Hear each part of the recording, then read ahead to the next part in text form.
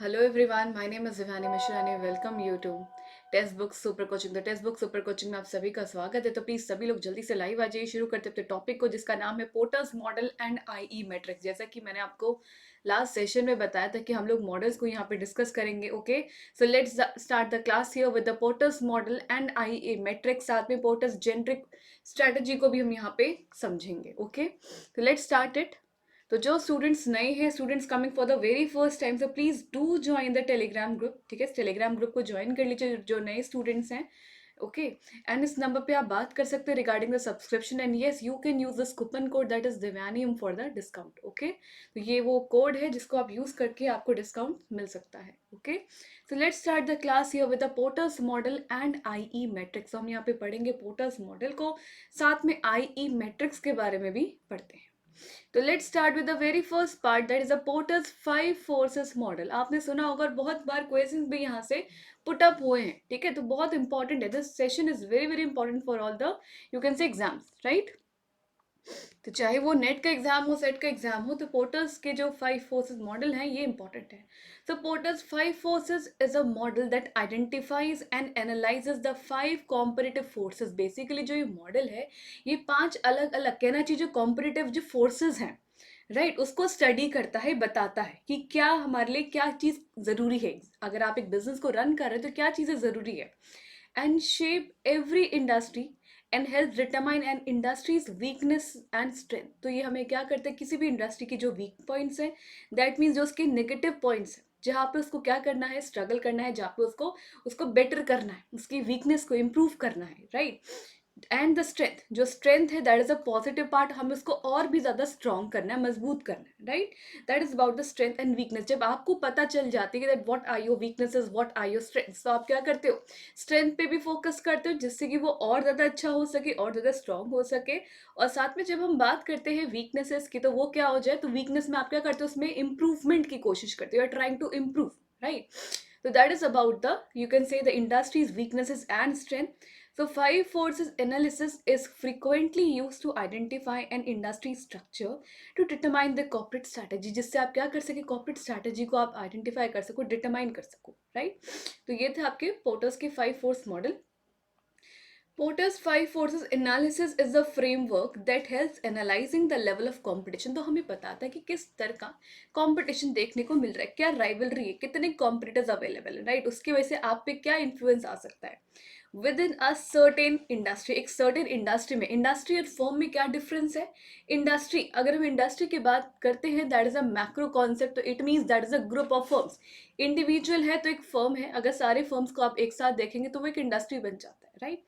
तो एक लेवल के, एक पर्टिकुलर इंडस्ट्री में क्या लेवल है कंपटीशन का, ओके, उससे हम स्टडी कर सकते हैं। इसके वजह से it is specially useful when starting a new business और when entering a new industry sector. तो ये भी ज़रूरी है कब, जब आप एक नए सेक्टर में, या फिर कहना चाहिए आप नए चीज़ लॉन्च कर रहे हो, you are launching new something new, आपका बिजनेस नया है, ठीक है, या फिर कोई एक नई आप इंडस्ट्री में आप क्या कर रहे हो, एंट्री ले रहे हो, राइट। तो इसलिए आपको सब चीज़ की नॉलेज होना ज़रूरी है। तो इसलिए पोर्टर्स के 5 फोर्सेस मॉडल ज़रूरी है, इसीलिए कि जिससे आप क्या कर सको, पता कर सको कि क्या लेवल है कंपटीशन का, राइट, और आपके पास पूरी नॉलेज होनी चाहिए मार्केट की।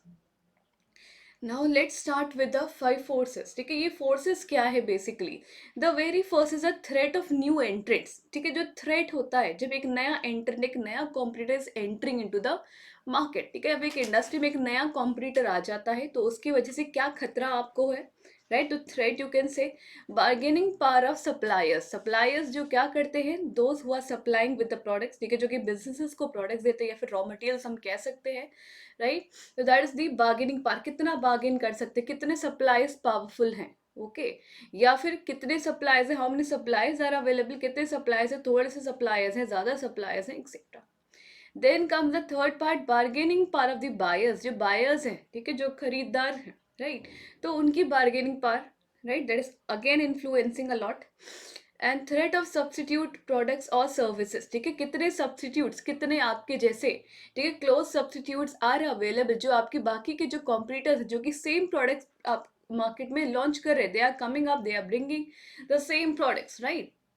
तो उनका खतरा, एन एग्जिस्टिंग इंडस्ट्री राइवलरी, जो एक कंपटीशन है, जो level of competition that is prevailing in the industry, right. So these are the 5 different forces you can say of porter.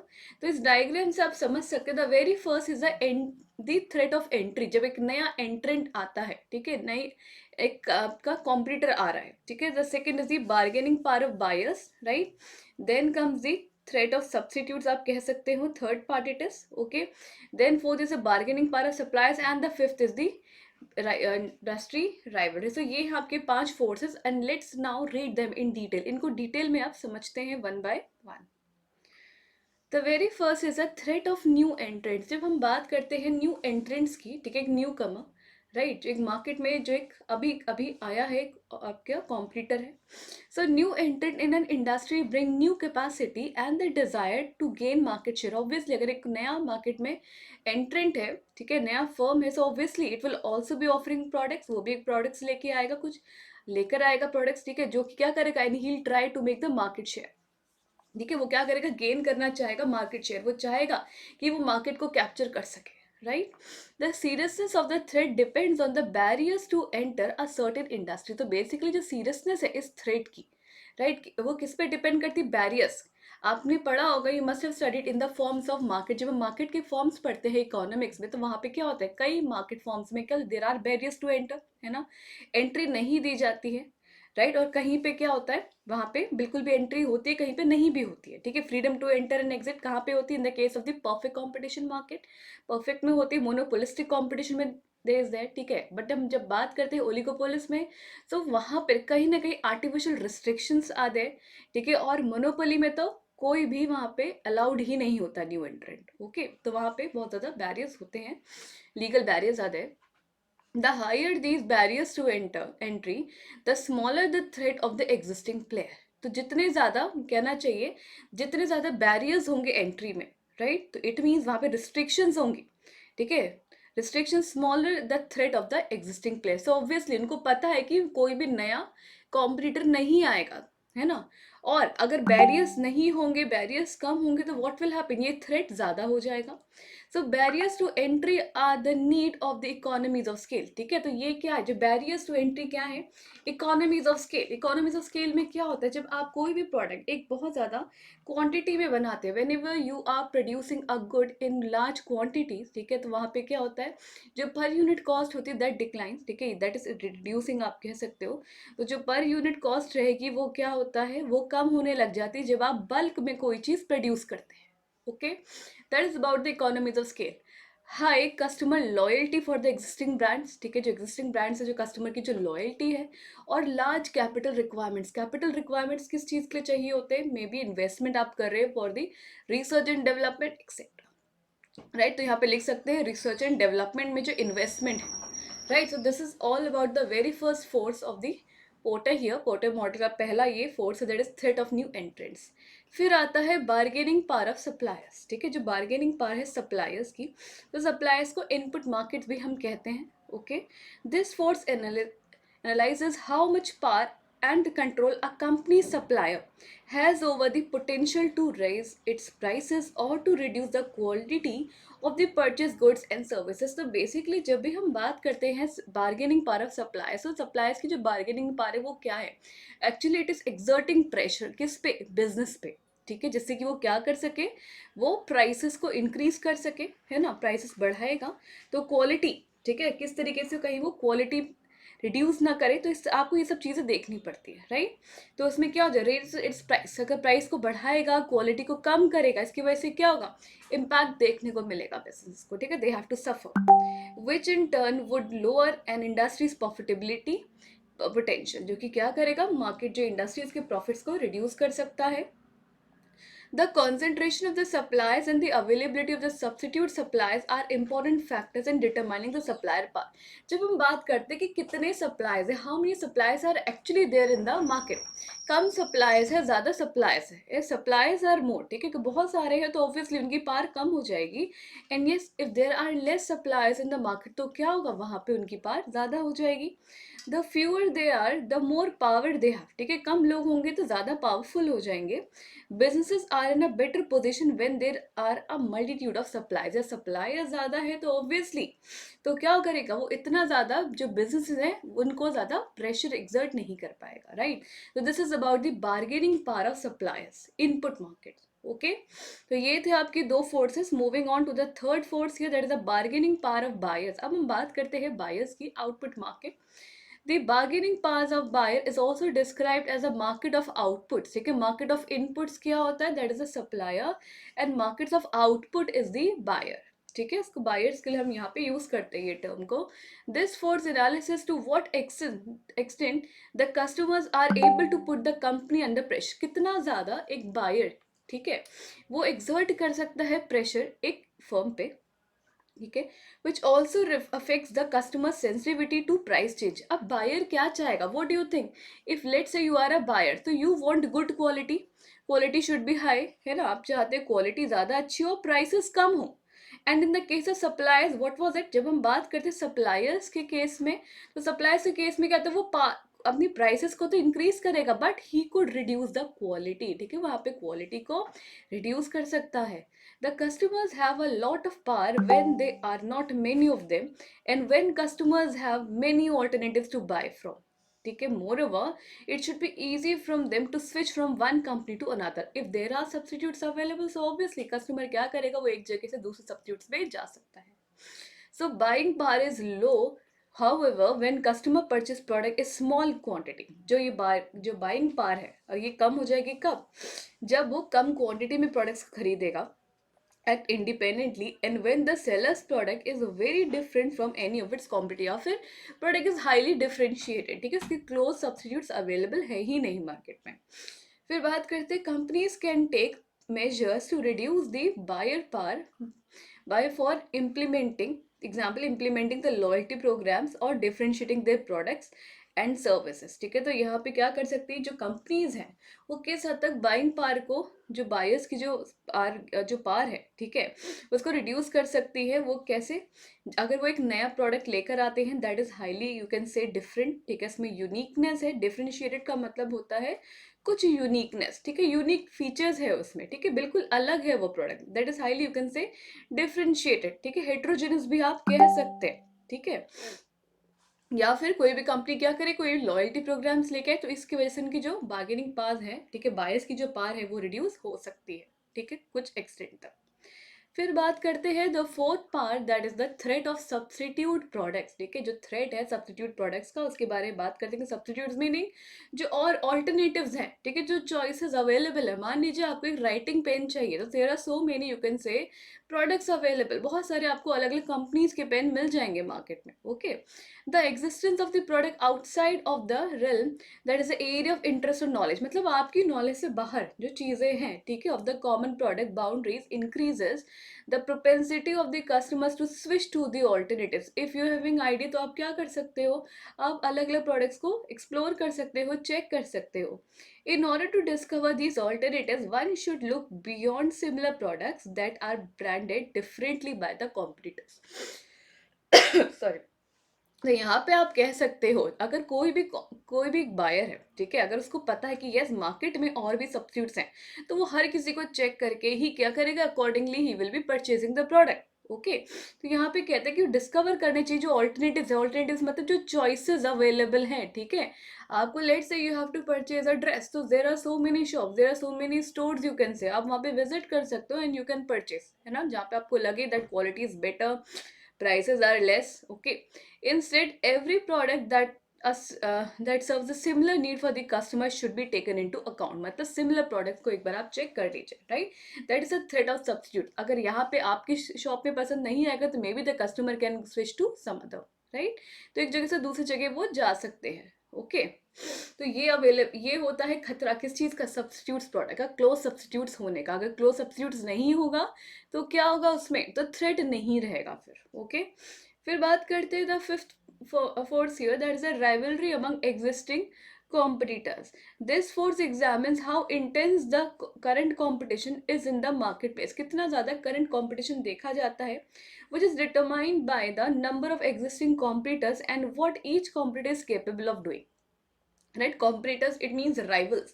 Basically this is the rival, आप कह सकते हैं. Rival मतलब दुश्मन. दुश्मन वहां पे कैसे दुश्मन होंगे? जो आपके जैसे ही प्रोडक्ट्स बेच रहे होंगे, ठीक है.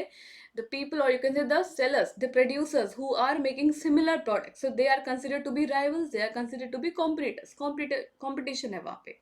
सो rivalry is high when there is a lot of competition. Rivalry उतना ज्यादा इंटेंस कॉम्पिटिशन हो जाएगा दैट आर रफली equal in size and par. तो हम मानते थे उनकी बराबर की पार है, राइट.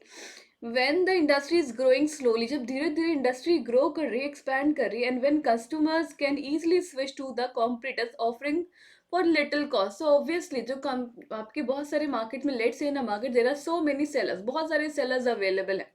तो कंपनी में जो कोई भी एक बायर होगा वो क्या करेगा? वो सारे ऑल्टरनेटिव्स को चेक करेगा. He will be going through all these alternatives और चेक करेगा, कंपेयर करेगा, ठीक है. ही कैन मेक कंपेरिजंस क्वालिटी के टर्म में, अपनी कहना चाहिए प्राइसेस के टर्म्स में, राइट, जिससे कि उसकी नीड सेटिस्फाई हो सके. A good indicator of the competitive rivalry is the concentration ratio of the industry. तो हम यहाँ पे बात करते हैं कॉन्सेंट्रेशन रेशियो की इंडस्ट्री का. कितनी सेल हुई एक पर्टिकुलर इंडस्ट्री में, ठीक है, अपॉन टोटल सेल. तो इसके थ्रू हम यहाँ पे आइडेंटिफाई कर सकते हैं that what is the concentration ratio. Lower this ratio the more intense rivalry will probably be. ठीक है, उतनी ही ज्यादा क्या होगी? इंटेंस होगी आपकी राइवलरी, जितना कम वो रेशियो होगा. When rivalry is high, जब rivalry बहुत ज़्यादा है, तो competitors are likely to be actively engaged in advertising and price wars. Price wars meaning when there is a cutthroat competition, बहुत ज़्यादा competition होता है, जब बहुत ज़्यादा rivalry देखी जाती है, तो क्या करेंगे? जो competitors होंगे, they'll try to reduce their prices. वो prices कम करने की कोशिश करेंगे. वो चाहेंगे कि जो सारे customers हैं सिर्फ उनसे ही products खरीदे. If they are offering similar products with less prices, तो obviously उनकी sales increase हो जाएगी. ओके या फिर एडवर्टाइजिंग में, वो एडवर्टीजमेंट्स में क्या कर सकते हैं? प्रमोशनल एक्टिविटीज में they can spend a lot of amount, जैसे कि मैंने आपको बताया था मोनोपोलिस्टिक कंपटीशन में, ठीक है. ये फीचर बहुत देखा जाता है वहां पे. ओके, ओलिगोपोली मार्केट में ये फीचर देखा जाता है. In addition, rivalry will more intense when barriers to exit are high. ठीक है, barriers to exit it means you are not allowed to leave the industry. Forcing the companies to remain in the industry even though profit margin are declining. आप नहीं जा सकते अपनी industry को छोड़ के, ठीक है, आपको वही रहना पड़ेगा. तो क्या होगा? ऑब्वियसली जब कॉम्पिटिटर ज्यादा होंगे तो जो प्रॉफिट शेयर होता है वो कम होने लग जाता है. ठीक है, चॉकलेट वाला एग्जांपल याद रखेगा. अगर सिंगल चॉकलेट है ना, सिंगल पर्सन इज देयर, तो वो पूरी चॉकलेट खा सकता है. But if there are more people, जितने ज्यादा लोग होंगे तो chocolate has to be shared. तो चॉकलेट क्या है? That is a profit margin. Okay, right. तो this was the, you can see the 5 different forces of the Porter's model. एक बार जल्दी से रिवाइज कर लेते हैं इनको. सबसे पहले हमने पढ़ा थ्रेट ऑफ न्यू एंट्रेंट्स. कोई नए जो है मार्केट में क्या आ रहे? कॉम्पिटिटर्स आ रहे हैं, ठीक है, नए एंट्रेंट्स आ रहे, तो obviously they will be coming up with different features. ठीक है, प्रोडक्ट्स में डिफरेंट फीचर्स लेके आ रहे होंगे और वो कैप्चर करने की कोशिश करेंगे मार्केट को. ठीक है, मार्केट शेयर गेन करने की कोशिश करेंगे. फिर बात करते हैं बार्गेनिंग पावर ऑफ सप्लायर्स. और सप्लायर्स को हम कहते हैं इनपुट मार्केट. तो वहाँ पे क्या होता है? They are actually supplying products to the businesses. Businesses को प्रोडक्ट्स सप्लाई करते, तो वो एक्सर्ट कर सकते हैं प्रेशर. किस तरीके से? क्वालिटी को रिड्यूस करके, ठीक है, प्राइसेस को बढ़ा के. इस तरीके से अगर वो बहुत सारे हैं, if they are more in number, तो क्या होगा? तो वहाँ पे उनकी जो पार है वो कम हो जाएगी, रिड्यूस हो जाएगी. ठीक है, और अगर आपके जो सप्लायर्स है वो बहुत थोड़े से, तो येस वो पावरफुल हो सकते हैं. ठीक है, the next is a bargaining power of buyers. तो बिल्कुल जैसे बार्गेनिंग पावर ऑफ सप्लायर्स पढ़ा था, उसका ही मिरर इमेज होता है बार्गेनिंग पावर ऑफ बायर्स. ठीक है, उसका जस्ट ऑपोजिट होता है. तो बायर्स भी क्या करते हैं? They can also exert pressure. वो भी प्रेशर एक्सर्ट कर सकते हैं अपने, कहना चाहिए, बिजनेसेस में. किस तरीके से? वो चाहेंगे कि प्रोडक्ट्स की जो प्राइसेस है वो रिड्यूस हो जाए और क्वालिटी एनहांस हो जाए. ठीक है, they could get good services, उनको अच्छी सर्विसेज मिल सके. तो यही तो वो चाहेंगे, कम पैसों में अच्छी सर्विस मिल जाए. That is all about the buyers power, you can say. Okay, फिर हम बात करते हैं यहाँ पे थ्रेट ऑफ सब्स्टिट्यूट प्रोडक्ट्स. जो similar products, the alternative that are available in the market. तो जितने ज्यादा सब्स्टिट्यूट्स होंगे तो क्या होगा? खतरा होता है. ठीक है, तो पर्सन कैन स्विच, ठीक है, या फिर एक बायर कैन स्विच. ठीक है, वो एक प्रोडक्ट दूसरे प्रोडक्ट से ले सकता है इफ ही इज फाइंडिंग कि वो सेम प्रोडक्ट जो है कम पैसों में मिल रहा है, ठीक है। If is finding that the same product is sold at the minimum prices, तो ऑब्वियसली वो स्विच कर सकता है। फिर आता है राइवलरी अमंग एग्जिस्टिंग कॉम्पिटिटर्स। तो कॉम्पिटिटर्स यहाँ पे क्या होंगे, जब कॉम्पिटिटर्स ज्यादा है तो ऑब्वियसली आपकी क्या होगा, बाहर सेम होगी, ठीक है, इक्वल साइज हो सकता है। बट अगर हम कहते हैं यहाँ पे, ठीक है, तो हम इसको कैसे आइडेंटिफाई करते हैं, राइवलरी को बाय द कॉन्सेंट्रेशन रेशियो, जिसको मैंने आपको बताया था कि sales of a particular industry upon total sales multiplied by 100। तो इससे आप क्या कर सकते हैं, कॉन्सेंट्रेशन रेशियो को आइडेंटिफाई कर सकते हैं, ठीक है। जितना कम ही रेशियो होगा उतना ही ज्यादा कहना चाहिए राइवलरी होगी, ठीक है, लेवल ऑफ कॉम्पिटिशन ज्यादा होगा। और जब कॉम्पिटिशन है, when there is a cut through competition, तो वो क्या करेंगे, एडवर्टीजमेंट्स के थ्रू अपने प्रोडक्ट्स को प्रमोट करने की कोशिश करेंगे, ठीक है। वो शोकेस करना चाहिए कि what all features they are giving, ठीक है, क्या क्या फीचर्स वो दे रहे हैं अपने प्रोडक्ट्स में यहाँ पे, ठीक है। और यहाँ पे वो क्या कर सकते हैं, और यहाँ पे कहना चाहिए कि राइवलरी ज्यादा इंटेंस हो सकती है कब, जब वहाँ पे एग्जिस्ट के लिए, मतलब एग्जिट होने के लिए, लेट से कोई भी एक फर्म है वो छोड़ना चाहती है इंडस्ट्री, वो नहीं छोड़ सकती, तो क्या होगा, ऑब्वियसली जब वहाँ पे कॉम्पिटिटर ज्यादा है तो प्रॉफिट मार्जिन क्या होगा, वो डिक्लाइन होने लग जाएगा यहाँ पे। ओके, तो this was all about the 5 forces of, you can से, पोर्टर्स। अब बात करते हैं पोर्टर्स की जेनेरिक स्ट्रैटेजी, ठीक है। So let's now start about the Porter's generic strategy. So according to Michael Porter, there are 3 ways in which a firm achieves sustainable competitive advantages. They are the cost leadership, differentiation strategy and focus strategy. तो 3 चीजें हैं जो कि हम बात करते हैं कब, जब हम पोर्टर्स की जेनरिक स्ट्रैटेजी के बारे में बात करते हैं, ठीक है, जिससे वो क्या कर सके, कॉम्पिटिटिव एडवांटेज, कॉम्पिटिटिव एज हो सके किसी भी फर्म के पास। ओके, सबसे पहले बात करते हैं cost leadership strategy. Cost, it means a firm have to achieve lowest cost leadership strategy in production and marketing to gain a large market share। मतलब मार्केट शेयर को ज्यादा इंक्रीज कर सकते हैं, ठीक है, मार्केट शेयर को इंक्रीज कर सकते हैं किस तरीके से, कम कॉस्ट में चीजें देकर, ठीक है। जब उनकी कॉस्टिंग कम हो जाएगी, ऑब्वियसली अगर कोई भी फर्म है अगर उसकी कॉस्ट कम हो रही है तो व्हाट कैन हैपन, ठीक है, तो ऑब्वियसली वो कम प्राइसेस में ऑफर करेंगे अपने प्रोडक्ट्स, और इससे क्या होगा, market share would increase from the competitors। by doing this a firm is getting economies of scale। economies of scale meaning जब कोई भी प्रोडक्ट क्या होता है, बल्क में मैन्युफैक्चर होता है, ठीक है, when the company is employing or you can say is employed or involved in the bulk production, ठीक है। तो बल्क प्रोडक्शन होगा तो क्या होगा, मास प्रोडक्शन, बल्क प्रोडक्शन। तो जो पर यूनिट कॉस्ट होती है वो क्या होता है, पर यूनिट कॉस्ट डिक्लाइन हो जाती है, कम होती रहती है, और इससे क्या होता है, जब कॉस्ट कम होगी तो क्या होगा, जो प्राइस होगा, market price would also be less, ठीक है। तो बाइंग पावर और कॉस्ट एफिशिएंसी भी हम इसको कह सकते हैं, हम कॉस्ट को रिड्यूस कर सकते हैं। तो बेसिकली हमें पता था कि there are 2 objectives of business. किसी भी फर्म का बिजनेस के 2 ही ऑब्जेक्टिव होते हैं, टू मैक्सिमाइज द प्रॉफिट्स और टू रिड्यूस द कॉस्ट। तो यहाँ पे हम कॉस्ट को रिड्यूस करने की कोशिश करते हैं, अननेसेसरीली जो कॉस्टिंग आ रही है उसको हम रिड्यूस करेंगे, वेस्टेज को हम रिड्यूस करने की कोशिश यहाँ पे करते हैं, ठीक है। That is all about the cost leadership strategy. फिर बात करते हैं डिफरेंशिएशन स्ट्रैटेजी। डिफरेंशिएट करना, इट मीन्स अपने प्रोडक्ट को यूनिक बना लेना, ठीक है, to make your product unique, different, ठीक है, हेट्रोजेनस आप कह सकते हो, right. So in this a firm has the ability to of become the unique in the whole firms। they have distinct products from the competitors। so उनका जो product होगा उनके राइवल से बिल्कुल डिफरेंट होगा, ठीक है। so they will be offering different products to the customers here। Okay, तो डिफरेंट कर लेना, अपने प्रोडक्ट को डिफरेंट बना लेना, कुछ नए फीचर्स उसमें ऐड ऑन करना जो कि एंटायरली डिफरेंट हो। फिर बात करते हैं फोकस स्ट्रैटेजी की। तो पर्टिकुलरली हम क्या करते हैं, छोटा सा सेगमेंट में यहाँ पे कॉन्सेंट्रेट करते हैं। The firm should focus on the selected segment. जिस सेगमेंट से, सारे सेगमेंट्स में नहीं, एक लिमिटेड सेगमेंट में आप क्या करते हैं, छोटा सेगमेंट में आप फोकस करते हो, जिससे कि उनकी नीड्स को आप आइडेंटिफाई करके उन कस्टमर्स को क्या कर सको, सेटिस्फाई कर सको, और the group of segments in the industry, right. तो यहाँ पे हम बात करते हैं नीश स्ट्रैटेजी की, जो वो सी का ही पार्ट है, राइट। तो इट मीन्स एक छोटे सेगमेंट में बहुत ज़्यादा फोकस करना, उनके कस्टमर्स की नीड को पूरी तरीके से फुलफिल करना, उनको सेटिस्फाई करना विद द क्वालिटी, राइट। तो these are all about the Porter's generic strategies, ठीक है। जहाँ से भी बहुत ज़्यादा क्वेश्चन हमेशा एग्जाम पे बने हैं, तो कॉस्ट लीडरशिप, डिफरेंशिएशन और फोकस। फिर हम बात करते हैं थर्ड पार्ट की, that is the internal external matrix, जिसको हम आईई मैट्रिक्स भी यहाँ पे कहते हैं। It positions in organisations various divisions in the 9 cell matrix. तो बेसिकली ये क्या है, 9 सेल, राइट। तो यहाँ पे क्या होंगे, यू कैन सी 3 रोज, ठीक है, 3 कॉलम्स आते हैं, this is row 1, this is row 2, this is row 3, right, column 1, column 2 and column 3। तो यहाँ पे कितने सेल्स हो गए? So there are 9 cells in totality, ठीक है, तो टोटल 9 सेल्स हो गए। The IE matrix is a strategic management tool. तो ये स्ट्रेटेजिक मैनेजमेंट टूल है which is use to analyse, study करने के लिए the current position of the division. जो डिविजन है अलग अलग, उनके क्या अभी करंट स्टेटस चल रहा है, what is the current position, ठीक है, and suggest the strategies for the future. और उनको रणनीतियां बताते, स्ट्रेटेजीज का मतलब लॉन्ग टर्म प्लानिंग जो करते हैं, ठीक है, रणनीतियां बनाना फ्यूचर के लिए। Okay, the internal external matrix is based on the analysis of the internal and external business factors. तो यहाँ पे हम स्टडी करते हैं इंटरनल फैक्टर्स को और एक्सटर्नल फैक्टर्स को। Internal meaning something which is inside, और you can say internal to the firm, firm के अंदर के जो फैक्टर्स है इंटरनल फैक्टर्स, या फिर एक्सटर्नल फैक्टर्स जो है, ठीक है।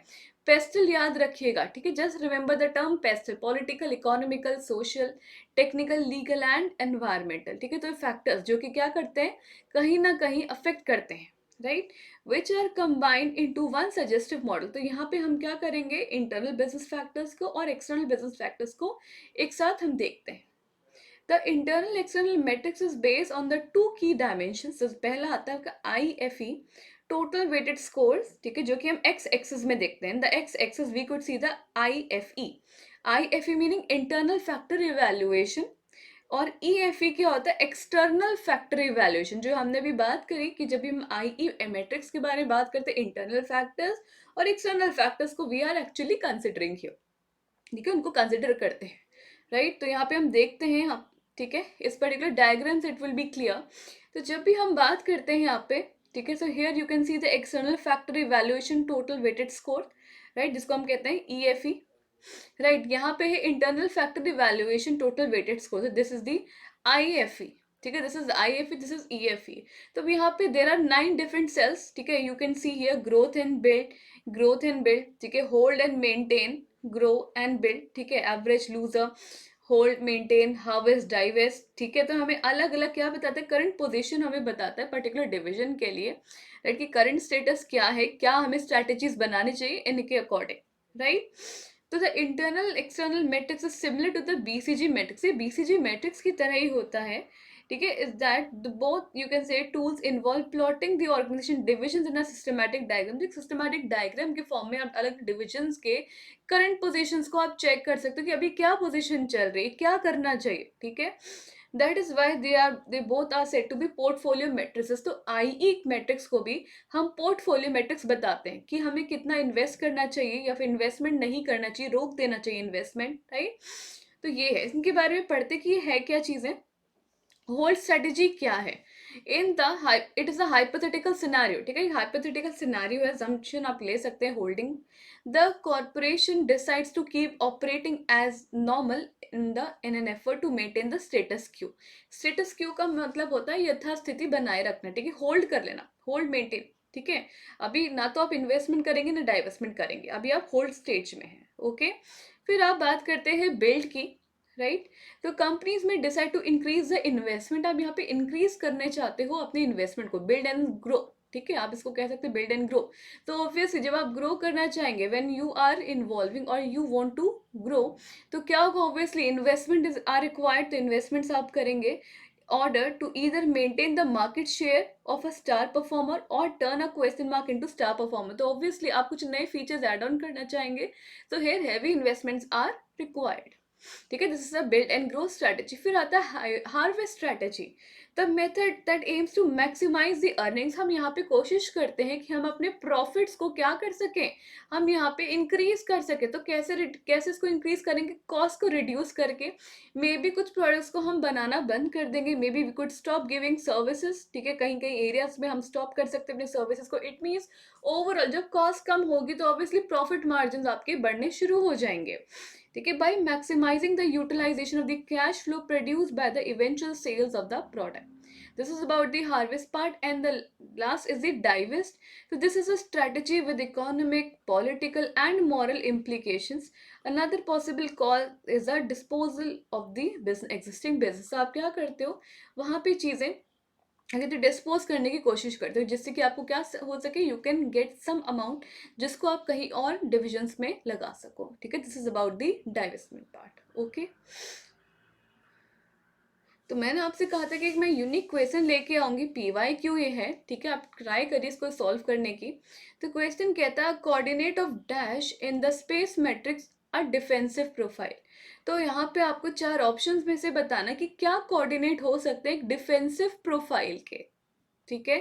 तो दिस इज योर होमवर्क, एक होमवर्क क्वेश्चन है आपके लिए, ठीक है। इस क्वेश्चन को हम डिस्कस करेंगे अपनी कल के सेशन में, ठीक है। So I will be discussing this particular part in tomorrow session. तो प्लीज इसको एक बार देख के आइएगा कि स्पेस मैट्रिक्स क्या है और इसमें से आंसर क्या हो सकता है, what could be the answer here, ठीक है। तो this is a unique question. तो कोशिश करिएगा, नहीं आएगा तो मैं तो हूँ यहाँ पे आपको बताने के लिए, आई एम देयर, ठीक है। बट कोशिश करिएगा इसको पढ़ने की, इसका आंसर क्या होगा मेरे को बताइएगा कल सेशन में हमारे, ठीक है। तो थैंक यू गाइस, तो यहीं पे अपने सेशन को हम एंड करते हैं, राइट। तो मिलते हैं कल 11 AM पे, जहाँ पे हम स्ट्रेटेजिक मैनेजमेंट के बारे में ही पढ़ेंगे और साथ में हम शुरू करेंगे with the space matrix part. Okay, तो thank you, bye bye, please take care of yourself, thank you so much.